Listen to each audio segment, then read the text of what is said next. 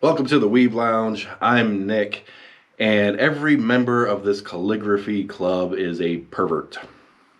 Yeah, that almost sums up the anime. It is Hensuki. That's the abbreviation for it doesn't matter if she's perverted as long as she's cute.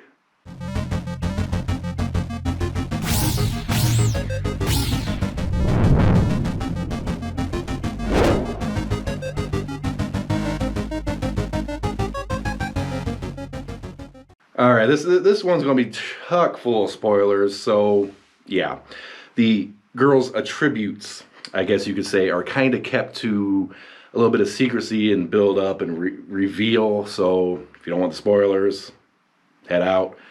Otherwise, you're good. The Calligraphy Club. Oh man.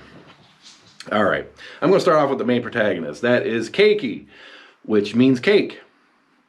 No, it doesn't. It's keiki in Japanese is cake, and this guy's name is Keiki. Sounds really similar, spelt really similar. They make fun of him. They make fun of him calling him cake. Okay, this is like the only normal character in the entire series. Okay, this is a guy who his only like high school dream basically is to get a girlfriend and be happy. That's all this guy wants. That's innocent enough, right? And he's friends with a few different people, and through the course of a story, he ends up joining this calligraphy club because it needed a little bit of help. And he's a friendly, helpful guy. Until one day, he's finishing up cleaning up the calligraphy room or whatever, and he walks in and he finds a note along with a pair of panties. Okay, now everybody knows the story of Cinderella, right? Glass slipper. That's the take with this guy and the panties. The panties are the glass slipper. He's like, okay, the letter basically says he has a secret crush, which he loves that idea. His dream might actually come true, but there's no name or anything written on it. The only thing they left was a pair of panties. And with the glass slipper, you can kind of have people try it on and see if it fits, and it fits. It's, that must be you. The panties, that's a little harder to manage. You're not going to pull that one off so well. Yeah, okay. Keiki, I'm going to go into a couple of other sub-characters really quick. His best friend, Sayuki, just for context. Sayuki, he is like this blonde guy at school. He is like the most popular with all the girls. This is something Keiki wishes that he had that attribute, right? But Sayuki, his pervertness, his perv quality is he's a absolute and total lolicon. Absolute. All these girls are fawning all over him, but he rejects them all because they are not younger and more. They're younger than him and more petite. He's a total lolicon. But that brings us to Koharu. Koharu really likes Shoma, really likes him. And she is this small, petite girl. Exactly what Shoma wants. The problem is she's actually a year older than him. Now, in all reality, none of this should be an issue, right? I mean, normally none of it should be an issue. But, Koharu, she likes Shoma so much, she stalks the hell out of him. Her perv quality is intense, extreme stalking. She is the one and only member of the photography club, and she goes around basically taking pictures of him at every moment possible chance that she can get. And since she's the only member, there's only her in this big room, the only room for her. Nobody else uses it. So she takes pictures of this guy, blows him up to like a 20 million poster size, plasters them all around the classroom. It's creepy shit, okay? It really is. Other than that quality, she comes off as just like a really cute, shy girl. Like there's not a thing wrong with her. But Shoma's a lolicon, likes the way she looks, but she's older. She lies about it at first to get closer to him. They start growing closer.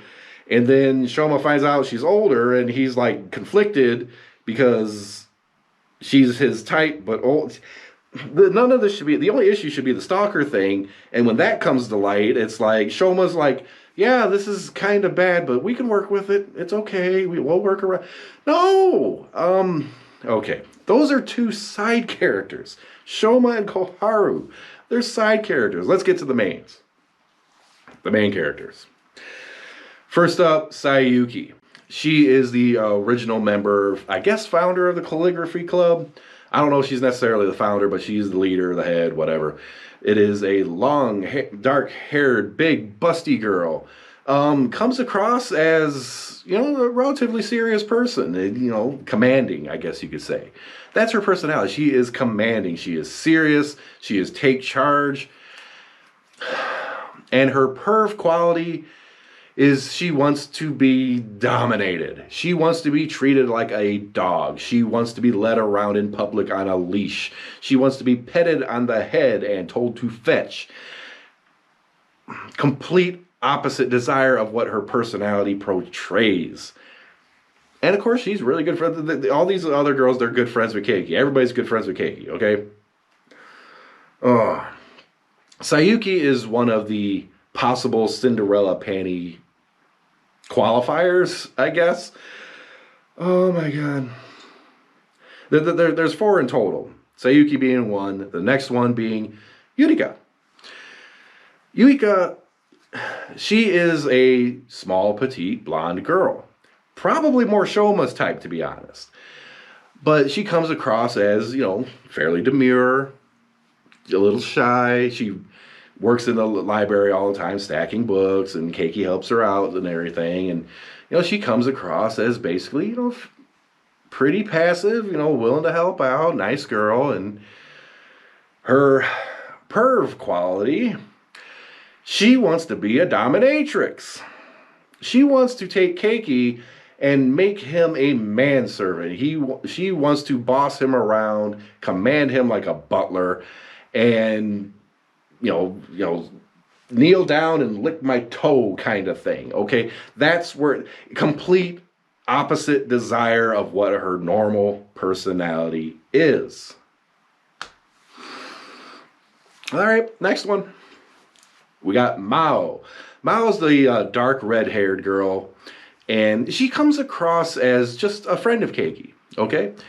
She does as if she was like more of a childhood friend, just an open and honest relationship, nothing really there, She's a cool girl, a little bit on the shy side, but she's really open with Keiki. So, she's just kind of almost a normal character.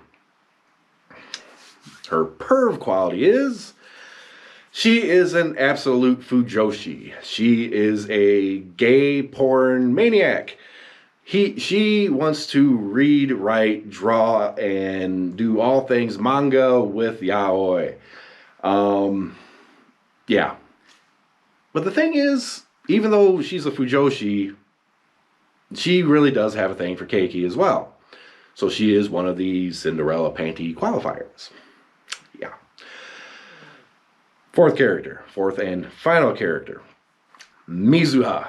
Mizuha is Keiki's sister.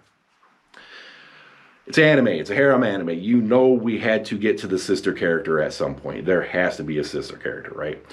And she is portrayed as basically a trope. The very reliable, friendly, outgoing sister character that everybody tends to really like, right?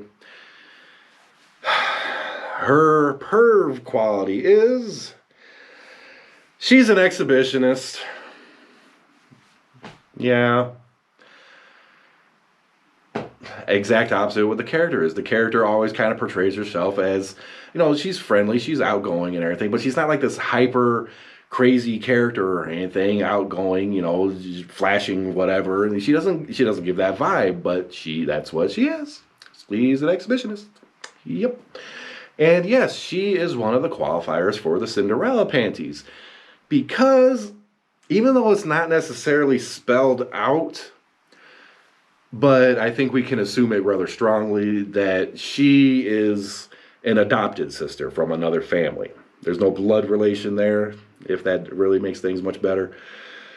But yeah, she was brought into the family at some point. Keiki actually doesn't know that. I guess she was adopted at a very young age or something. But the sister likes him. The Fujoshi likes him. Dominatrix and Dominated, they both like him. Everybody likes him, and then you're trying to figure out whose panties it is. You do find out. I found out. I know. But unless you watch the anime, I ain't telling you. Because, yeah, you'll probably guess. You'll guess. It's not that hard to guess. It really isn't. Within a few episodes, I was like, it's got to be her. I was right. Okay, you guys will figure it out. But just in case, I ain't going to spoil that part for you. But anyways, overall, the way they did this harem anime, even with the weird perv quality stuff, and there's plenty of ecchi moments in this show, believe me. It's a harem anime that actually does kind of develop the characters.